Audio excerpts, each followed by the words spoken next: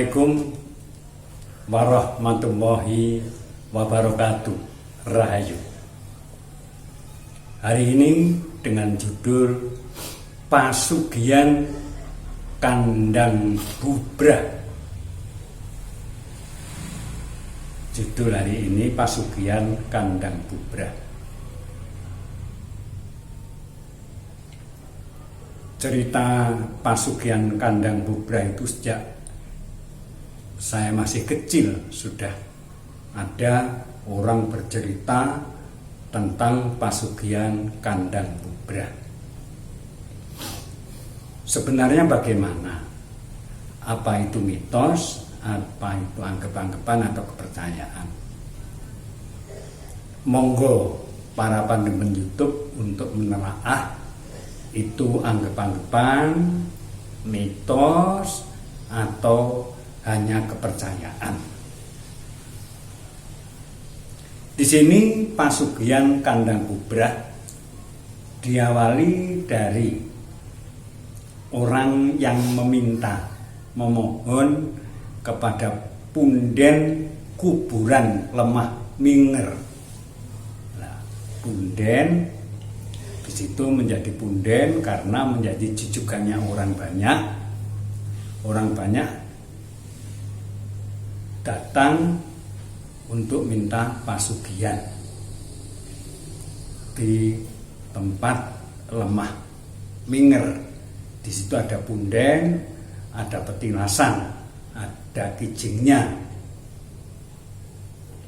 Yang disebut Lemah Minger itu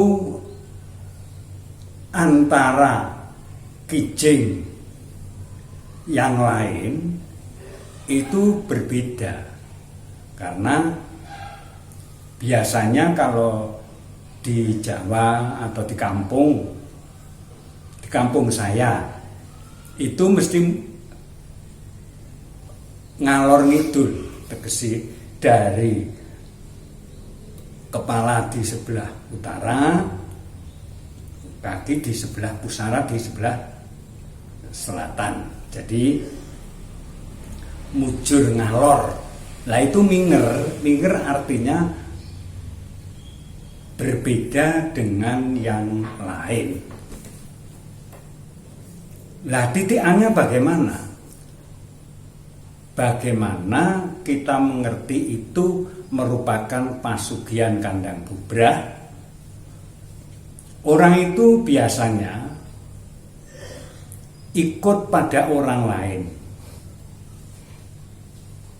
Ikut pada orang lain, di situ sudah dianggap keluarga, ibaratnya satu atap. Mangan orang mangan kumpul di situ.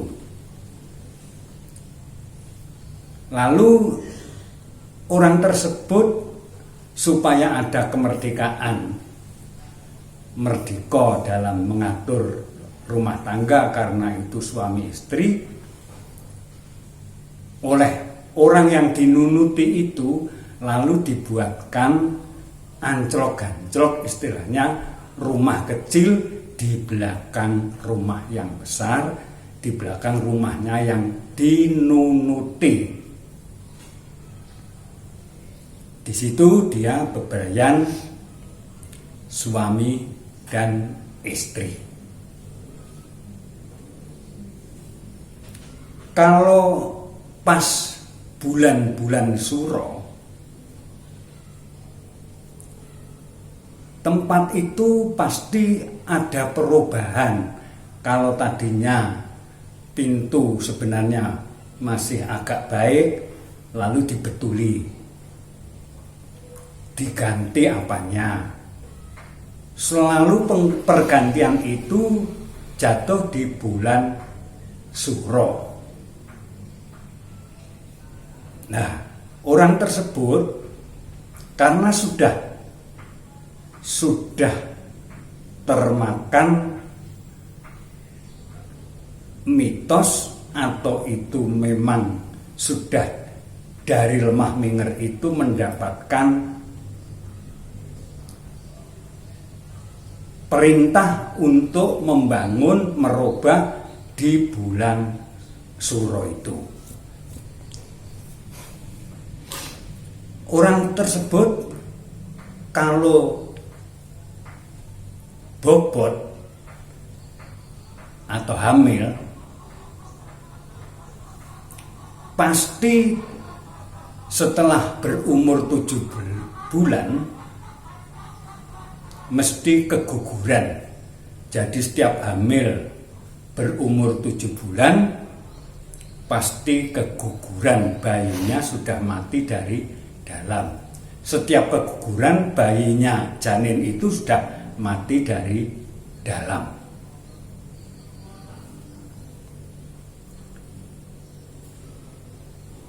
Dan setiap suro ada saja yang dibangun, ada saja yang direhab. Lama-kelamaan rumah itu hampir rampung terrehab semuanya. Malah kelihatan sekali orang tersebut itu lebih kaya tentang uang dengan orang yang dinunuti tadinya. Sampai akhirnya orang yang dinunuti itu pinjam uang. Kalau ada apa-apa pinjam uang.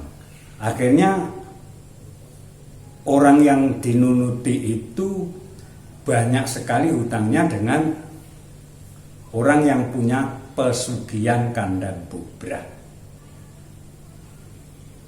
Lama-kelamaan karena hutangnya sudah banyak, lalu orang tersebut matur pada yang dinunuti, "Pak, ini sudah cukup. Bapak hutang kepada saya sudah banyak. Lebih baik Bapak saya pindahkan dari rumah sini." Loh, kok kamu berani sekali? Iya, daripada nanti Bapak tidak bisa mengembalikan utang saya. Lama-kelamaan dipikir, kok orang itu berani.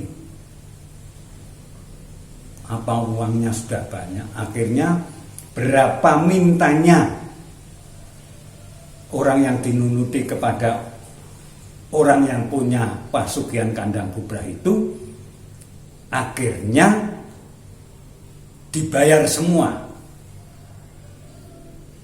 Dibayar dengan hutang, ditambah dengan hutangnya, akhirnya yang punya kandang bubrah itu bertempat tinggal di rumah yang besar itu. Dan orang yang tadinya dinunuti juga dibuatkan anclok-anclok atau gubugan di tempat tanah yang lain. Setelah lama dia berumah tangga, apapun yang sudah dimiliki selalu kalau bulan suro pasti direhab. Setiap bulan suro direhab, semakin baik, semakin baik, semakin baik. Akhirnya banyak orang yang mengetahui orang itu gimana, wong pintu sudah bagus kok diganti lagi, jendela sudah bagus kok diganti lagi, cat yang masih baik kok juga diganti lagi. Tadinya atapnya genteng yang biasa diganti menjadi genteng yang bagus.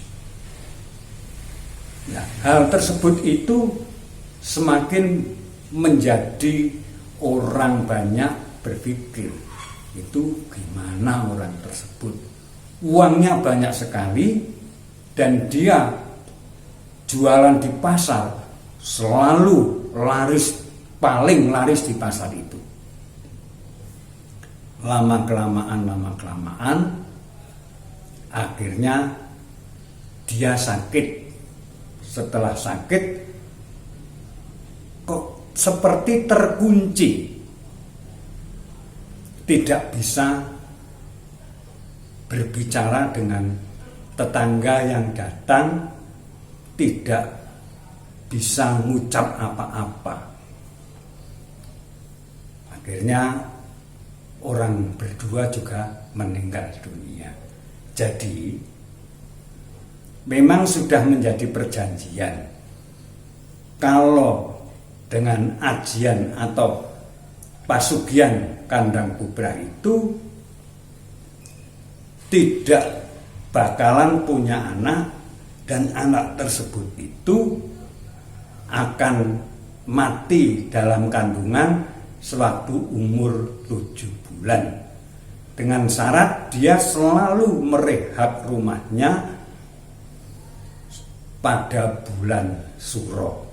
Jadi orang yang tadinya memberi bantuan, memberi pertolongan untuk bisa bertempat tinggal, yang sudah mengakui persaudaraannya kekadangan, akhirnya juga bubrah, akhirnya malah terpental, dibuatkan rumah di tempat yang lain. Rumah yang dipunyai oleh orang yang dinunuti akhirnya ditempati orang yang punya pasugian kandang bubrah. Percaya dan tidak, itu terserah, monggo para pandemen YouTube kami. Saya menyampaikan cerita-cerita orang banyak, lebih-lebih di pedesaan seperti itu ceritanya.